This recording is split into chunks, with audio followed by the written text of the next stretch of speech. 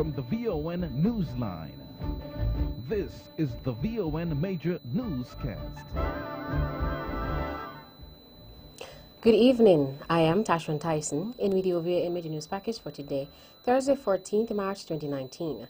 In our lead stories, nationally, Nevis aiming to combat chronic kidney disease, so says Junior Minister of Health. And April 7 to 12, 2019, Diplomatic Week here in St. Kitts and Nevis. Regionally, Caribbean governments to provide emergency funding of $5.4 million to LIAT. Internationally, Poland Catholic Church releases figures surrounding pedophilia for the first time.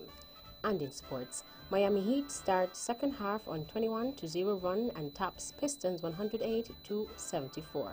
We'll have the details of these and other stories after this message.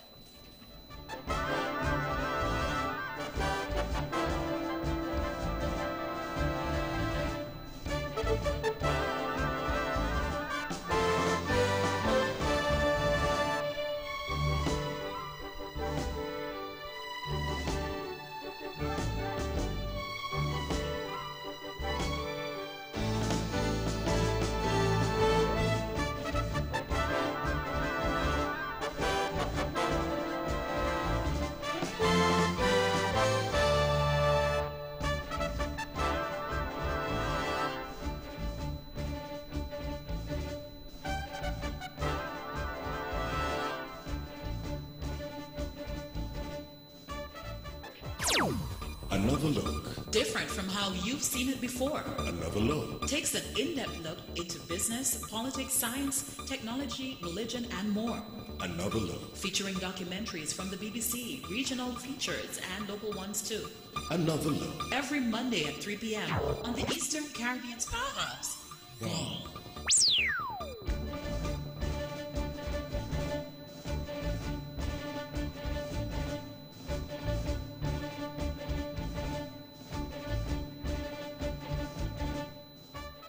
Welcome back, and now the national news in detail. Nevis is today, Thursday, 14th March, joining the rest of the world in observing World Kidney Day. The theme for the observance is Kidney Health for Everyone. This year's theme calls for universal coverage for the prevention, diagnosis, and early treatment of kidney disease. In an address to mark the observance, Junior Minister in the Ministry of Health in the Nevis Island Administration, NIA, the Honorable Hazel Brandon Williams, noted that in achieving Sustainable Development Goal number 3, which is to ensure healthy lives and promote well-being for all at all ages, the Ministry of Health will continue to implement various strategies to combat chronic kidney disease. Community health education programs aimed at encouraging persons to adopt healthier lifestyles. 2. Make screening for kidney diseases a primary healthcare intervention, as screening of high-risk individuals and early diagnosis and treatment is cost-effective in preventing or delaying end-stage kidney disease. 3. Ensure chronic kidney disease patients have access to and receive the basic health services they need to improve their quality of life. And 4. Encourage a multi-sectorial approach to non-communicable disease prevention by engaging our partners in the Ministries of Education, Agriculture, Sports, and non-governmental organizations. The Health Minister also noted that the prevalence of chronic kidney disease is expected to increase as there is a high prevalence of obesity, diabetes, and hypertension in the general population. She noted that there are currently 473 diabetic and 522 hypertensive patients, and those figures are expected to increase. She alluded to the fact that prevention of this disease is better than cure. Chronic kidney diseases are not curable and can trigger a myriad of other health problems such as heart attacks and strokes, which may lead to premature death or lifelong disabilities. Our best hope for reducing the human and socio-economic cost associated with this epidemic therefore lies in prevention. The Honorable Hazel Brandon Williams. The Ministry of Foreign Affairs here in St. Kitts and Nevis is preparing to host Diplomatic Week slated for Sunday, April 7th to Friday, April 12, 2019. The theme for the week-long observance, which is held every 3 years, is Securing a Resilient Future Through Strategic Diplomacy and Effective Dialogue. This is an opportunity for the government to express to our representatives overseas, you are important to us, and you are so important that we are going to bring you home. One, to update you on what the government's priorities are, what has been taking place, how do you fit in the government's agenda, how do we expect you to express our interests and to safeguard our interests overseas. But Diplomatic Week also provides an opportunity for them to network, not only with the staff at Capitol, but with other diplomats from around the world. Permanent Secretary in the Ministry of Foreign Affairs and Aviation, Ms. Kay Bass. According to Ms. Bass, the local staff will also benefit from the week-long experience. It's also an opportunity for all staff here at Capitol to be involved and to get an idea of their role in the whole ministry, in the Foreign Service or just as non-representational staff. Where do I fit in and how can I contribute? Permanent Secretary in the Ministry of Foreign Affairs and Aviation, Ms. Kay Bass.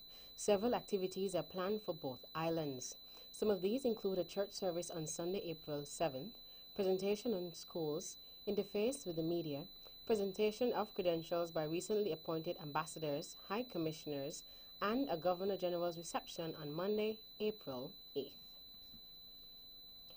The Department and Ministry of Agriculture here in Nevis will on Friday, 15th March, hold an Agri-Chef Masterclass session at the Charleston Apron.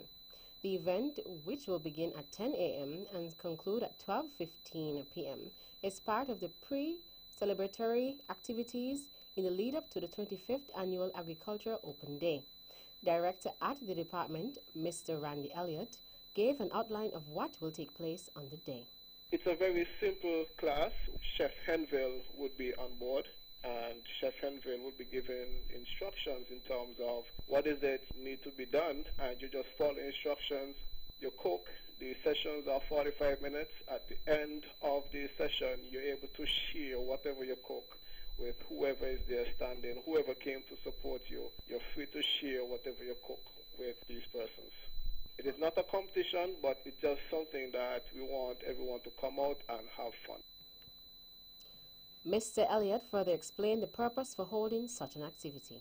We didn't want to just do the normal open day. As I said, it's one of the pre-events leading up. The department this year, we are focusing on sweet potatoes and pumpkin, and these will be the two base of the dishes for this event. The department is also hoping continue to encourage the general public to support local, eat local, and to grow what they eat. And this event is just to bring a message across that, hey, you could get your products locally and you could be able to make simple local dishes from these stuff.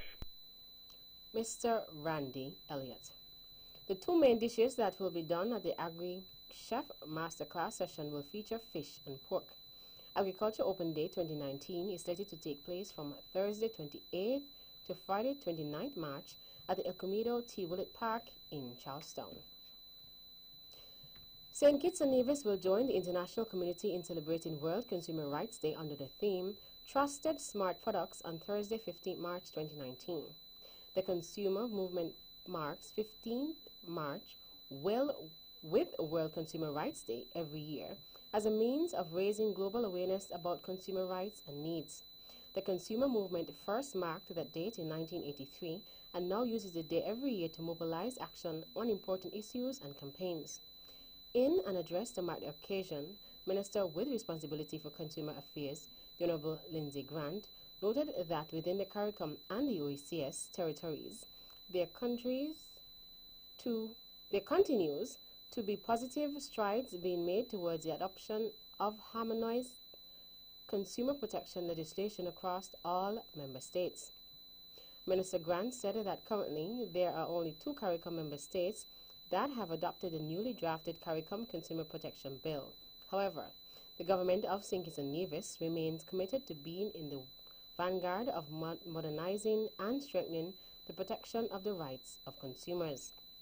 He said St. Kitts and Nevis has been on a positive route to ensuring that the rights of consumers transacting business online are safeguarded by enacting critical pieces of legislation, which include the Electronic Crimes Act 2009, the Electronic Transactions Act 2011, and the Data Protection Act 2018.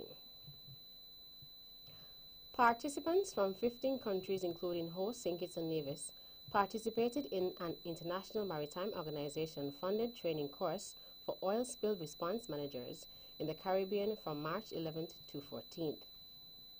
An IMO release indicated that the training focused on tactical aspects of spill preparedness and response and applying incident management systems to ensure effective coordination of spill response. The event showcased success stories of several countries in ratifying relevant international preparedness and response conventions, adopting national oil spill legislation, and developing oil spill response capacity. The training course supports the 2030 Agenda for Sustainable Development and the associated Sustainable Development Goals, in particular SDG 14, Life Below Water.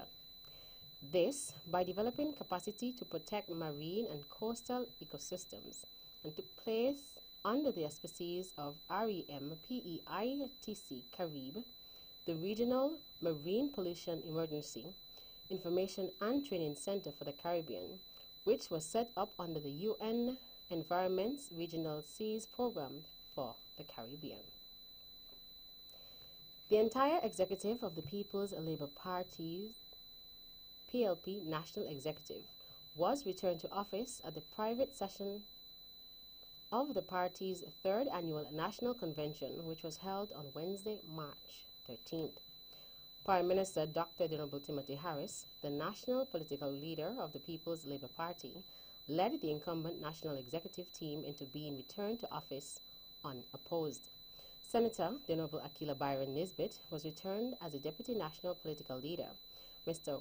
Warren Thompson was returned as the national chairman, with Mr. Craig Tuckett as the deputy national chairman, Ms. Myrtilla Williams as the national secretary, and Mr. Christophe Griot as the deputy national secretary. Unlike the last two national conventions in 2017 and 2018, the PLP's 2019 convention is being held in two sessions. The public session of the National Convention will be held on Saturday, March 16th at the Patsy Allers Playfield in West Barstair.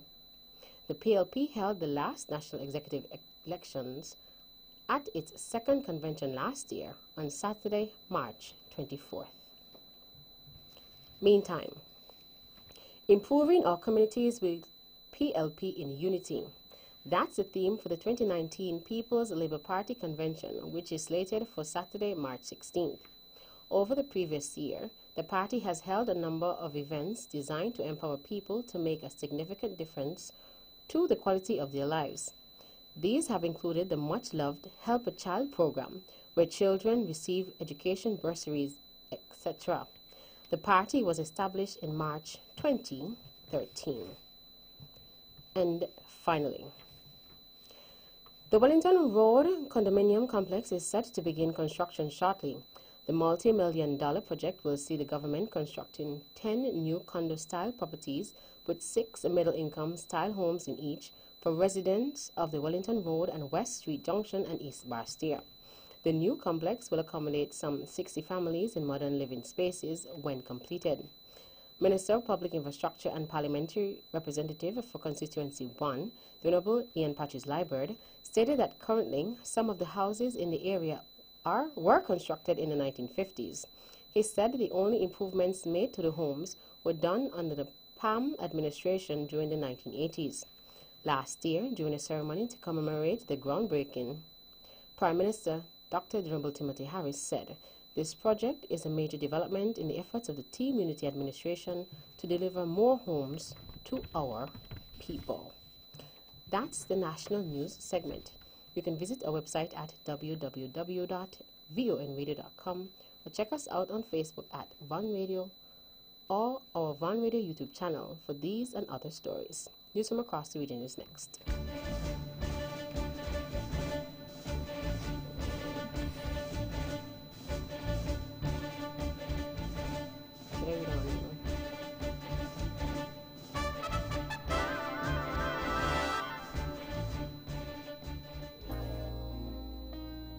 Ladies and gentlemen, this here's another one for the steppers. Swipe to win big in 2019.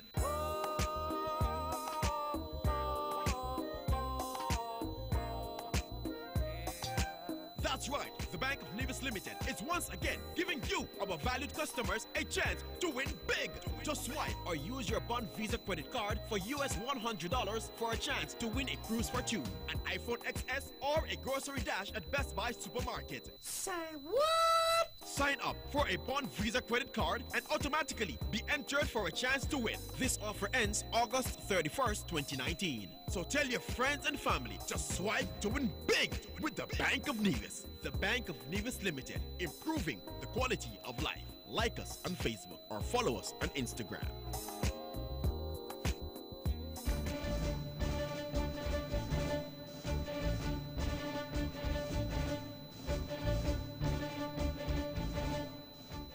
Welcome back on the regional news in detail.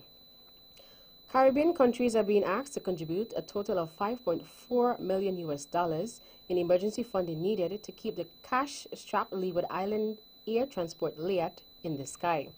Countries, including the four major shareholders, Dominica, Antigua and Barbuda, Barbados, and St. Vincent and the Grenadines, SVG, along with Grenada, have agreed to contribute to the $5.4 million. Dominica is being asked to contribute $347,938 in light of its 25 weekly flights.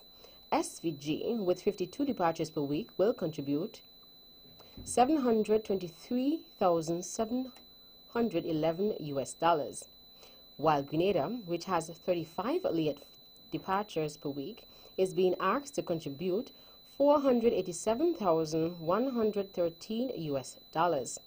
Barbados, which has the 116 weekly departures, the highest by LEAT, is being asked to contribute $1.61 million, while Antigua and Barbuda, which has 69 departures, will contribute $960,310.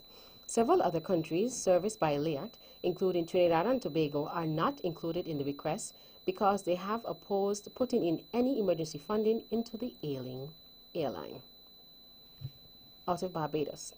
The government will be introducing legislation to allow it to confiscate the property of criminals who commit a wide range of offenses, not just those convicted of drug or terrorism-related crimes. A portion of the monies confiscated from such proceedings will go towards a regional account to help the Caribbeans fight against crime, while the rest would help fund law enforcement in Barbados. The Caribbean Development Bank CDB Economic Review of the BVI for 2018 has shown that the territory's inflation rate increased higher than it has ever been in half a decade. Inflation is a general increase in the prices of goods and services. According to BVI News, inflation ticketed up to 2.1% in 2018, above the historical 5-year average of 1.3%. The CDB said general price increases were observed in housing and utilities, communications, food and transportation. This partly reflected a higher demand related to construction activity, the CDB said in the report published this month. According to the report, the rate of inflation was a relatively meager 1.9% in 2014. The territory's inflation rate shrunk to 0.9% in 2015 and marginally rose to 1.1% in 2016. It saw another marginal increase of 1.2% before making a considerable leap to 2.1% last year. This arguably glaring increase comes a month after the CDB recorded an increase in real gross domestic product, GDP, for the territory for 2018. And finally, Trinidad and Tobago nationals will not require visas to travel to Europe as a result of Brexit, This assurance was given by the delegation of the European Union, EU, to Trinidad and Tobago yesterday. A senior official had told the Trinidad and Tobago publication Newsday that Brexit will not have any impact on travel between TT and Europe. The official explained that Brexit will only affect relations between the United Kingdom and the EU. Thus, Trinidad and Tobago nationals can continue to travel freely to Europe without a visa if and whenever Brexit happens, the official said. That's it for regional stories. Stay with us for news from around the world.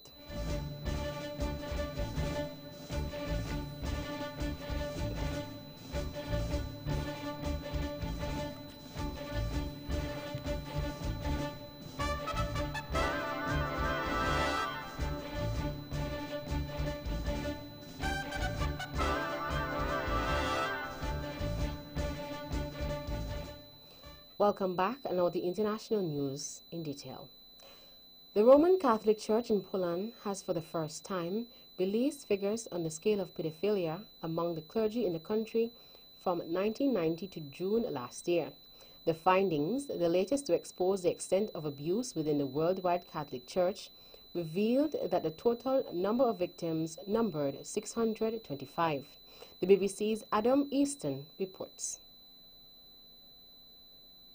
Bishop Wojciech Polak, the primate of Poland, said more than half of the children were aged 15 and under.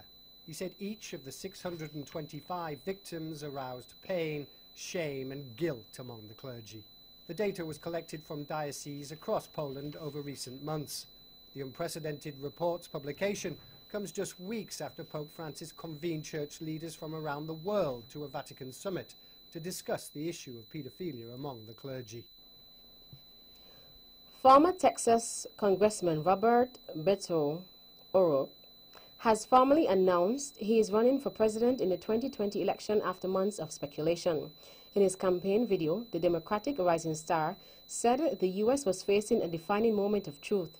Mr. O'Rourke, 46, is the 15th Democrat to declare his bid for the White House.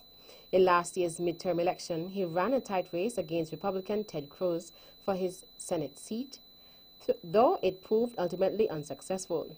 However, he did better than any Democrat in Texas for decades, running a campaign that energized the party nationwide and drew comparisons with former President Barack Obama. A former British trooper is to be prosecuted over the so-called Bloody Sunday killings of 1972. The unnamed man, known as Soldier F, faces 2 counts of murder and 4 counts of attempted murder.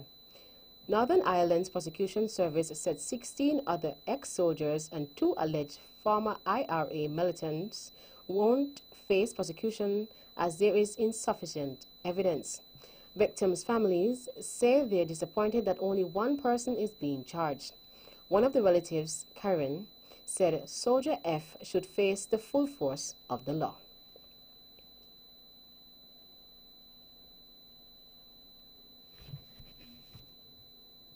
We would expect that anonymity is stripped of him. The true position is there hasn't been a British soldier convicted of murder who served a life sentence yet. I think the most that any of them served was a period of 3 years. So what we would be saying is that the royal prerogative of mercy should not be given to Soldier F if he's ultimately convicted of these crimes. Finally, Facebook appears to be recovering from a more than 14-hour disruption to all of its products that left them mostly inaccessible across the world. The company's main social network, its 2 messaging apps and image-sharing site Instagram were all affected. Facebook has yet to offer an explanation for the outage. The last time Facebook had a disruption of this magnitude was in 2008, when the site had 150 million users, compared with around 2.3 billion users monthly. That brings us to the end of our news segments. The latest in sports is next.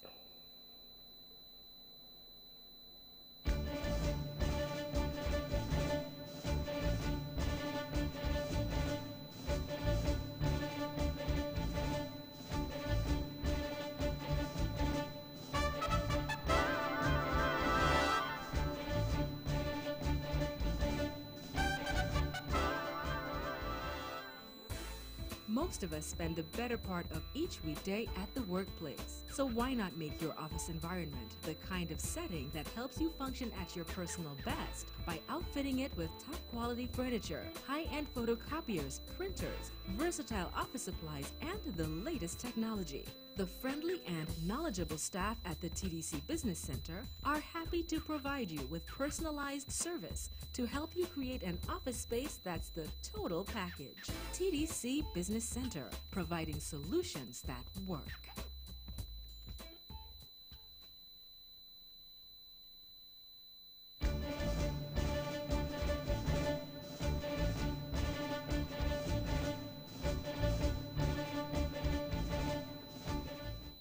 Welcome back on Other Sports in Detail. Justice Winslow scored 16 points and the Miami Heat opened the second half on the 21-0 run on the way to an easy 108-74 win over the Detroit Pistons on Wednesday night. It was the biggest unanswered point run and largest victory margin of the season for the Heat. Meantime, Russell Westbrook scored 31 points in his 25th triple-double of the season, and the Oklahoma City Thunder beat the Brooklyn Nets 108-96 on Wednesday night. Still in basketball, Bradley Beal scored 23 points, Thomas Bryant had 21 points and 10 rebounds, and the Washington Wizards made up ground in the Eastern Conference playoff race with a 100-90 win over the Orlando Magic on Wednesday night. In athletics, Russian athletes will remain banned from international competitions until further notice, so says athletic governing body. The IAAF banned Russia in November 2015 because of evidence of state-sponsored doping. The ban will remain in place until samples and data from Moscow's former anti-doping laboratory are made available. Russia must also pay all costs incurred by the work of the IAAF's task force. It is the 10th time the IAAF has turned down Russia's appeal for reinstatement, having requested the same assurances when it upheld the ban in December. In local sports, the V&J's Preschool held its annual sports meet at the Flats in Coal Hill on Tuesday, March 12, under the patronage of Mrs. Grace Williams-Leach. Final scores were Greenhouse 320 points, Gold 240 points, and Red House 183 points. Still in local sports, Chief Coordinator of the Village Premier Cricket League, VPL, Michael Herbert, has said that matches scheduled for this weekend in the league have been postponed. Last weekend, the matches were postponed. This week, the matches were postponed because of the upcoming Bank of Nevis High School Championships, slated for Saturday 16th and Sunday 17th March at the Mundo Track. The three high schools on the island, namely the Charleston Secondary, Gingerland Secondary, and the Nevis International Secondary, will compete for the title of 2019 champions. That's it for sports. The general weather forecast is next.